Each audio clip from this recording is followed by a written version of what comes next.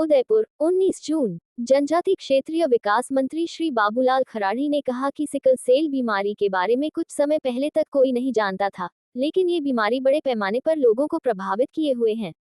खासकर जनजाति क्षेत्रों में इसका प्रकोप अधिक है। प्रधानमंत्री श्री नरेंद्र मोदी ने सिकल सेल उन्मूलन का बीड़ा उठाया है। विकसित भारत 2047 के लक्ष्यों में सिकल सेल उन्मूलन को भी शामिल किया गया है। इससे इस बीमारी की गंभीरता का अंदाजा लगाया जा सकता है।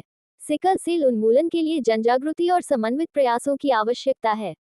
श्री खराड़ी बुधवार सुबह महाराणा भूपाल राजकीय चिकित्सालय परिसर स्थित न्यू ऑडिटोरियम में आर&टी मेडिकल कॉलेज और centre of excellence for sickle cell के तत्वावधान में विश्व सिकल सेल दिवस के अवसर पर आयोजित राज्य स्तरीय कार्यशाला के उद्घाटन सत्र को बतौर मुख्य अतिथि संबोधित कर रहे थे। उन्होंने कहा कि स्वस्थ शरीर में ही स्वस्थ मस्तिष्क का वास होता है। स्वच्छता से ही स्वास्थ्यवर्धन संभव है। इसी सोच के साथ स्वच्छ भारत मिशन शुरू किया गया था। इसके परिणाम स्वरूप बीमारियों में कमी आई है। उन्होंने कहा कि चिकित्सक समाज की सबसे महत्वपूर्ण इकाई है। चिकित्सक अपनी जिम्मेदारी का बहुत अच्छी तरह से निर्वहन कर रहे हैं। सिकल सेल को लेकर भी आमजन को जागरूक करने की आवश्यकता है। कैबिनेट मंत्री श्री खराड़ी ने centre of excellence for sickle cell के पृथक भवन के लिए प्रस्ताव भिजवाने की बात कहते हुए हरसंभव मदद का आश्वासन दिया। उन्होंने कहा कि पैसा जनता का है और जनता के काम आना चाहिए। ये बीमारी सर्वाधिक जनजाति क्षेत्र में व्याप्त है, तो उसके निराकरण के लिए जितना भी सहयोग किया जाए कम है। सिकल सेल से देश की मूल ताकत है प्रभाविता सांसद। विशिष्ट अतिथि सांसद डॉक्टर मन्नालाल रावत ने कहा कि सिकल सेल का सर्वाधिक प्रभाव 0 से 40 वर्ष आयु वर्ग में है। यही पीढ़ी है जिस पर आर्थिक, सामाजिक सभी तरह की गतिविधियों की जिम्मेदारी है। ये पीढ़ी तो देश की मूल ताकत है। सिकल सेल जैसी बीमारी को समय पर नियंत्रित करना जरूरी है। इसी दूरगामी सोच के साथ प्रधानमंत्री जी ने सिकल सेल उन्मूलन को मिशन के रूप में लिया है। उन्होंने सिकल सेल को लेकर जागरूकता कार्यक्रम बनाने और उसमें गांव स्तर के युवाओं का सहयोग लेने का आह्वान किया। उदयपुर शहर विधायक ताराचंद जैन ने स्वयं का उदाहरण देते हुए राजकीय अस्पतालों की कार्यप्रणाली पर संतोष व्यक्त किया। उन्होंने कहा कि आमजन में अभी भी संशय है कि सरकारी अस्पताल में इलाज ठीक से नहीं होता।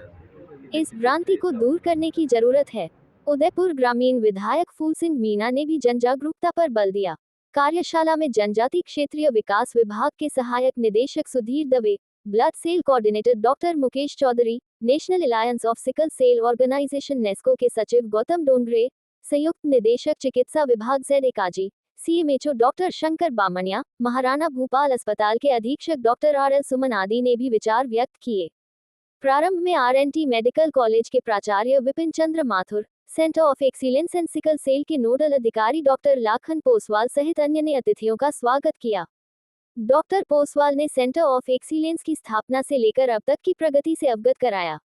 साथ ही सेंटर किशोर के पारगी लिए है। पृथक से मैं भवन की सिकल सेल आवश्यकता योद्धा मंच के हूँ। सम्मुख मेरा रखी। जो डायग्नोस है वो कार्यक्रम में काफ़ी 2 मरीजों लेट को हुआ है। सिकल सेल ID कार्ड 16 साल वितरित की किए एज गए। में, उससे पहले मुझे पता नहीं संचालन था ललित कि किशोर किस पारगी तरह ने से किया। मुझे एनएचएम ब्लड ये सेल असहनीय ऑफिसर गिरीश दर्द क्यों द्विवेदी हो रहा समेत है। प्रदेश के 8 तो जिलों के चिकित्सक मेरे एवं घर वाले कई मुझे विशेषज्ञ भाग ले रहे किसी हैं। प्राइवेट हॉस्पिटल में ले ग्राम गए स्तर तक अहमदाबाद के, जनजागृति तब जाके मेरा डायग्नोस हुआ। फिर उसके बाद मेरी फैमिली ने बहुत ज़्यादा सफ़र किया मेरी वजह से, चाहे वो शारीरिक हो, मानसिक हो, आर्थिक हो, तीनों तरीक़ों से। और उसके बाद जब मतलब मुझे ऐसा लगा कि मुझे बहुत ज़्यादा पेन हो रहा है, बहुत ज़्यादा, और मेरी फैमिली इतना सब कुछ कर रही है, फिर भी मैं नहीं इससे लड़ पा रहा हूँ। तो मैंने एक दिन हॉस्पिटल के बेड पे रह के, जब मैं वेंटिलेटर पे भी काफ़ी टाइम गया हूँ, 2-4 बार, तो जब मैं वेंटिलेटर से रिवाइव हुआ तो मैंने सोचा कि मुझे जन जागरण का काम करना चाहिए इस बीमारी के लिए।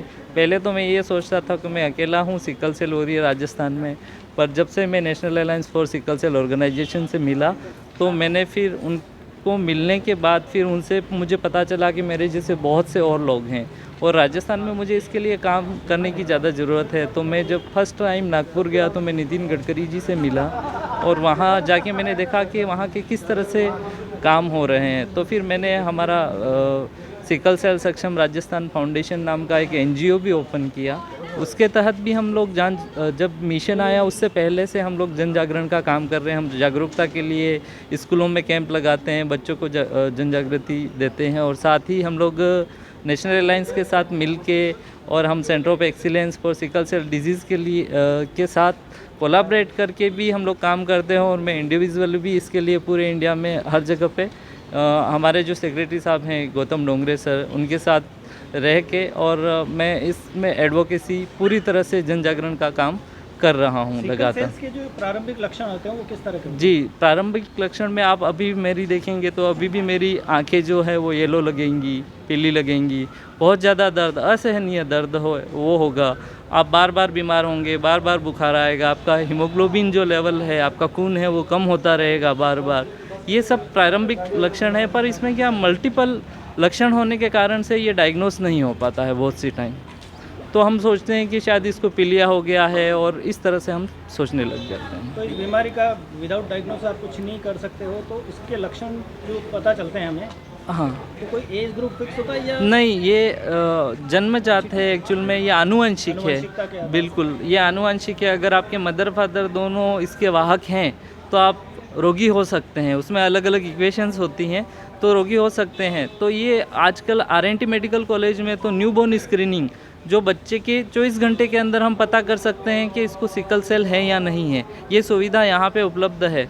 तो मैं राज्य सरकार और भारत सरकार से भी ये आग्रह करना चाहूँगा कि इस तरह की जो एनबीएस की जो कार्यक्रम है वो उन्हें पूरे हर हॉस्पिटल में अवेलेबल कराना चाहिए, ताकि हम सिकल सेल की जो बर्थ हैं उनको रोक सकें। दूसरा ये कि आप जब शादी हो जाती है उसके बाद शादी से पहले या तो जांच करवा लें तो बहुत ज़्यादा है, अच्छा है। अगर आप शादी हो गई है और आपके बच्चे नहीं हैं तो प्रीनेटल स्क्रीनिंग भी करा सकते हैं, गर्भजल से भी अपन पता कर सकते हैं कि सिकल सेल है तो नहीं।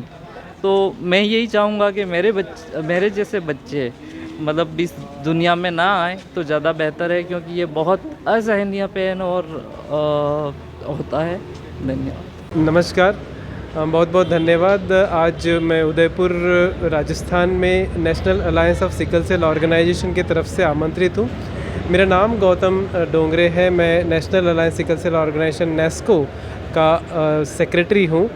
हमारा जो अलायंस है वो सिकल सेल पर कार्य करने वाली अलग अलग जो संस्थाएं हैं अलग अलग राज्यों में, उन संस्थाओं के को मिला करके एक अम्ब्रेला ऑर्गेनाइजेशन हमने तैयार की है, उसी का नाम नेस्को है।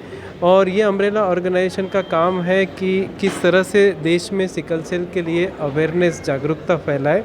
हम लोग स्पेशली पॉलिसी लेवल पर सरकार को इंसिस्ट करते हैं कि किस तरह से आप पेशेंट सेंटर हो करके इस बीमारी के लिए आप पॉलिसीज़ बनाएं, क्योंकि करीबन 14 lakh sickle cell patient Bharat में है आज की तारीख में। राजस्थान भी आज 17 स्टेट्स में माना जाता है कि यहाँ सिकल सेल का बहुत प्रेवलेंस है, और जो नेस्को है वो इसी सिकल सेल प्रेवलेंस को कम करने की दिशा में अपनी तरफ से प्रयास कर रहा है। हमारा ऑर्गेनाइजेशन एक पेशेंट पेरेंट ऑर्गेनाइजेशन है।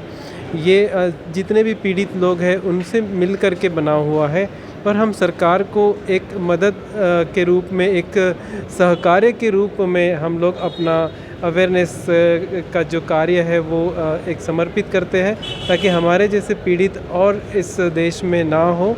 सिकल सेल के लिए मैं आपको आज के दिन में बताना चाहूँगा कि अब घबराने की बात नहीं है, इसमें काफ़ी इलाज भी आ गया है।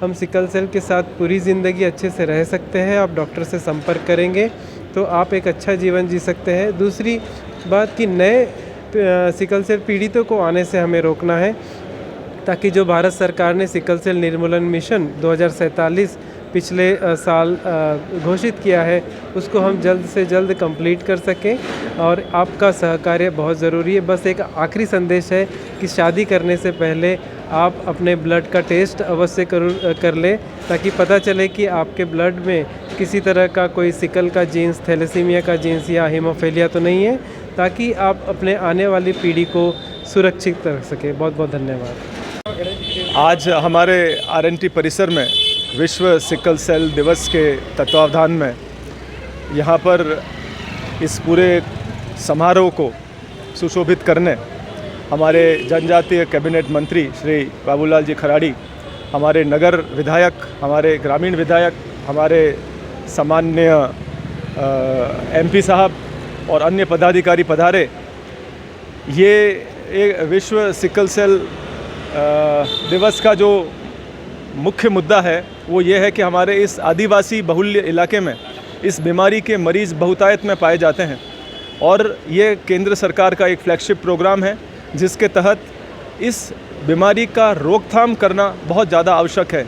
और जैसा कि हमारे प्रधानमंत्री जी का सपना है कि 2047 में हमारे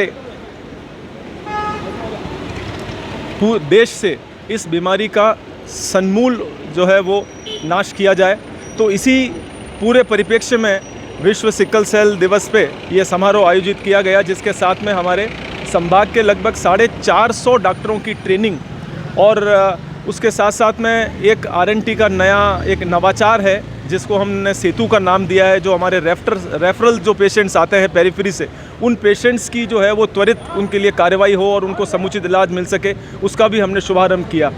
तो ये एक बहुत ही अच्छा हमारे सम्माननीय अतिथियों के कारण हमारा बहुत उत्साहवर्धन हुआ और ये एक बहुत ही सफल प्रोग्राम रहा और मैं ऐसी आशा करता हूँ कि हम आने वाले दिनों में भी इन्हीं कार्यक्रमों के तहत सतत प्रयास करते रहेंगे और जो हमारे राज्य सरकार का, हमारे केंद्र सरकार का सपना है, हम पूरी कोशिश करेंगे कि हम उसको साकार कर सकें।